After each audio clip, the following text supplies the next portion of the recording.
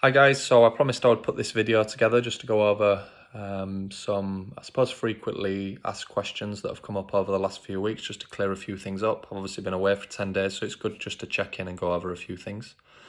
It's pretty late, 11:30, but for me on Canada time, that's only 6:30, so I would have only struggled to sleep anyway. The downside of that is tomorrow morning's 6 a.m. training is now going to be 1 a.m. But I'm sure over the next few days I'll get used to that. So first thing I want to touch on is the team building event this Saturday at Box End. I think we have 38 people signed up so far. In speaking to a few of the swimmers at training tonight, there are people that said that they want to go and they just haven't signed up yet. So try and get those in as soon as possible. I think as a club we need around 50 people to break even, so we still need some more people to come in. We're also running a parents meeting this weekend while the team building event is going on. It's going to be more of a Q&A. The reason for that, we discussed it this week on the committee meeting. There are a number of things that haven't come up for a while. For the last 18 months, 2 years, with us being in COVID, there's a number of things that we really haven't needed to discuss. Mainly focusing around competitions, because we haven't had competitions.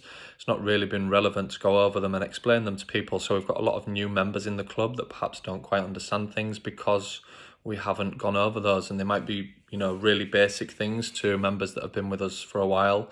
How to enter competitions, where to download entry forms, all those things that you maybe take for granted. But a lot of our new members, I think it would be really helpful to go through that. So we're going to have a Q&A this weekend at Box End whilst the team building event is going on. And it's just an opportunity to ask questions.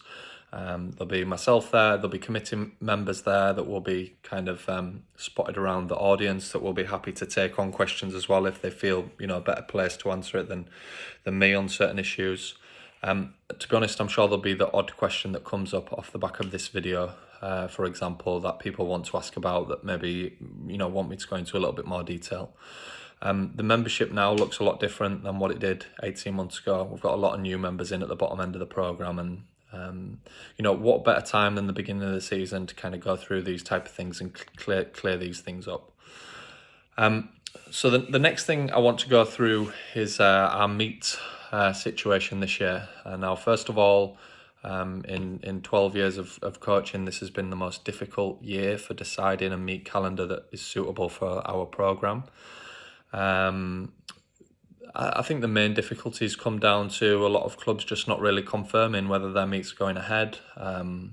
Normally at this stage in the season, you can look as far ahead as June, July, end of the season, and clubs will have, confirmed with their pool providers that meet's going ahead for the next 3 or 4 years. It's there set in stone, and you can really plan a long way ahead for the competitions you're going to do.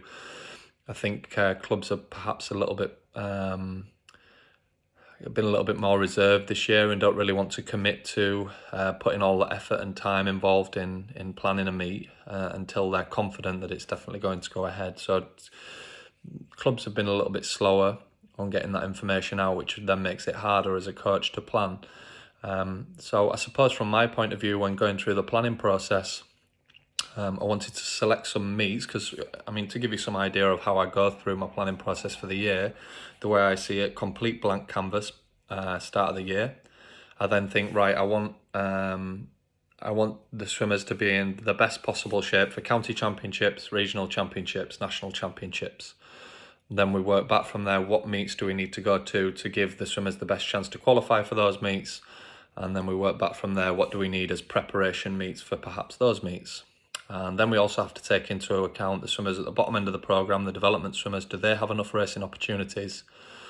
Obviously, I looked at the meets that were out there and available at the beginning of the season, and the landscape has changed over the last few weeks on what meets are available now. There are perhaps some meets that are more suitable for us than the ones that are selected 2 or 3 weeks ago. So I suppose when I look at meets for our members, what am I looking at? So I've kind of split the club into 3 sections. We have what I call development members, qualification members, performance members. There are members that are at 3 different stages really in their swimming career. Now for our development members, they're people that perhaps have not had a huge amount of opportunities to race, and the Level X was really good for that. It basically gave us all the upside of racing, which is getting on the block for the first time, familiarising yourself with a competitive environment, practicing race starts and turns, without the downside of racing, which is long distance travel and disqualifications. And we really want our swimmers to have a positive first racing experience, so we don't want our swimmers to be turning up to meets and getting DQ'd. And in the past we've perhaps shied away with sending certain swimmers to competitions because we don't feel they're ready. In actual fact, this year we've been able to have swimmers that maybe aren't ready to start racing yet, but in the home environment of Level X they've felt much more safe. As a club and as a coach, I've been able to say, well, I'm happy that even if they go in and they get disqualified, we aren't going to tell them. We'll know as a coaching team, but we aren't going to tell them, so they're not going to be upset. So they'll get all the benefits of having the opportunity to race for the first time, but they won't get the downside of it. So just coming back to what I was talking about, we've got the development, the first time racers. They need level 3 meets, usually with no qualifying criteria to get in, so they can just get times on the board. The next stage, qualification, you're looking for a meet, again, fairly loose qualifying standards, not too difficult, and you're looking for those to be at a time as close to the qualifying deadline as possible for counties, regionals and nationals. So the closer you can be, if the cut-off for qualifying for county championships is December 31st, we want to meet 1-2 weeks before that to give everybody the best possible chance of qualifying. And then the final kind of group, or the final tier, is performance. So they're people who already have qualifying times. They're perhaps further on their journey within swimming. There may be somebody who's attended the counties, regionals, nationals in previous years. Qualification's not as much as a challenge, or as much as a concern. And what they're looking to do is make sure that they're as best prepared for that meet when they turn up. So for those guys, they're looking at perhaps maybe racing in the pool that they're going to race at when they get to the championship. So in the past, I've knowing that the national championships are in Sheffield, I've taken a small group to race at a meet in April at that pool with a higher standard of competitor to prepare them for nationals in 3-4 months' time. So that would be an example of somebody in the performance tier. Unfortunately, there isn't a meet that exists that does all 3 of these at once and caters for all 3, which means that we have to spread the coaching staff, we have to split the groups up, and we have to send different swimmers to different meets. The other thing is that one swimmer doesn't clearly fit into one of those categories. We might have somebody that overlaps the 2. So, you may be entering meets 1, 3 and 4 before Christmas, and you might have somebody else that's doing meets 1, 2 and 4 because that works out better for them. And I suppose it's my job to explain what each of the meets, or what we're looking to get out of each of the meets, a guide in terms of the events that you're looking to enter. And hopefully what that means is we give every single member in the club the right amount of racing opportunities between now and Christmas, to give them a good platform to have a successful rest of the season. So I think at the beginning of the season, when I looked at meets, we had the Luton meet down as a targeted meet. I mentioned in the email, I contacted the club. I asked if there was space for us. They said yes, there was space for us.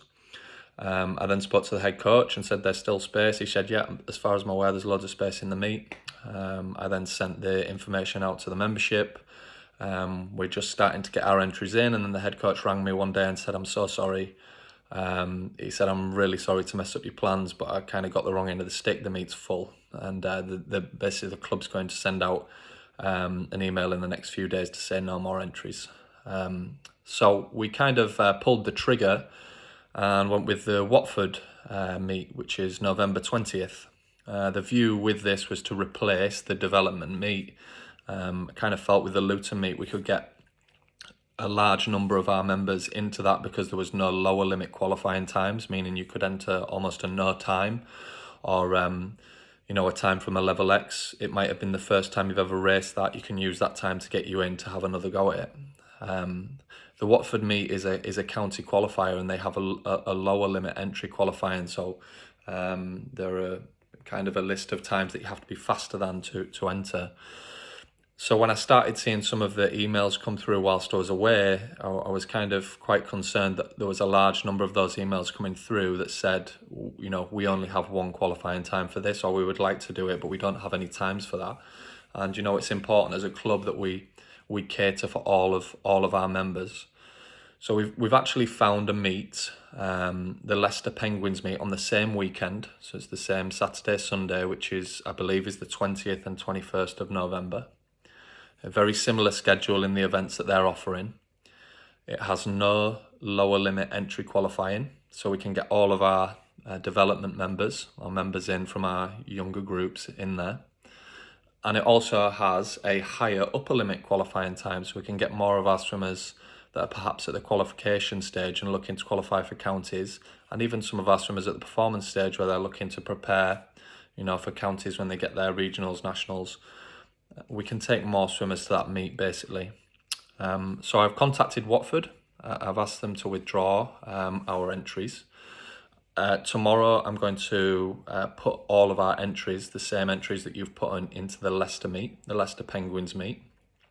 The days and the times and where events fit might differ slightly, but in looking at the schedules, they're fairly similar, and I'm sure they'll work.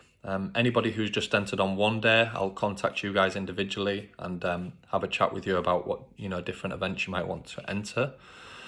But ultimately, for the club, I feel this is a better option. I've reserved 50 spaces with the Leicester Penguins meet. They actually ran a meet in October, so they didn't open entries until today for their meet.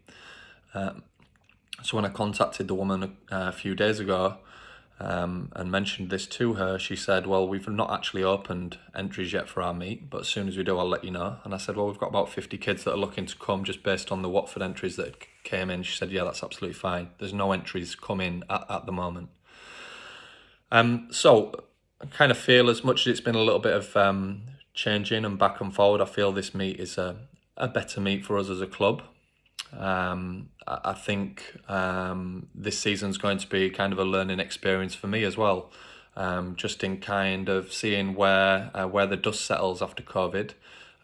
We will get a much better idea after season one of which meets we need to get our entries in nice and early.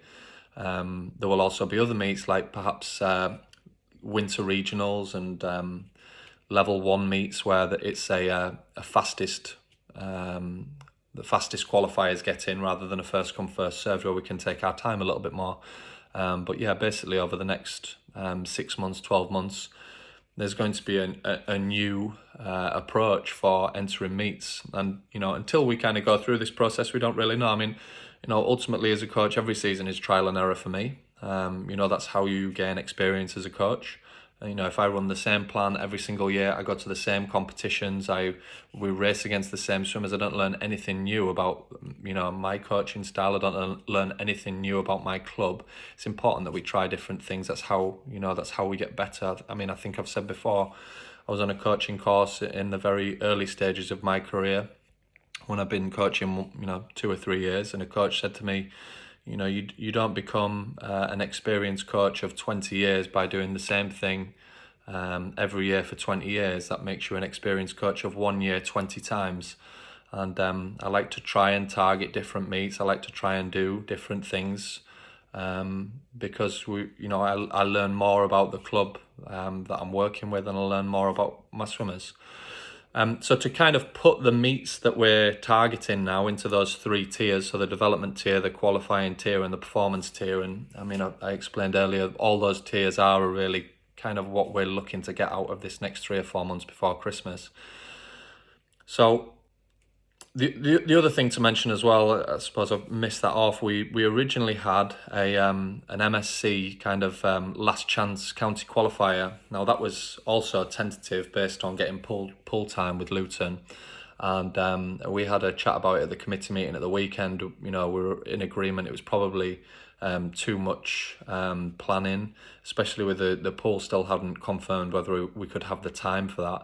We were hoping to put it on the weekend of the 18th, 19th of December, because that would have meant that the swimming lessons that they run at Luton Inspire would have ended, so we can perhaps use that time. But they still haven't got back and confirmed with us, so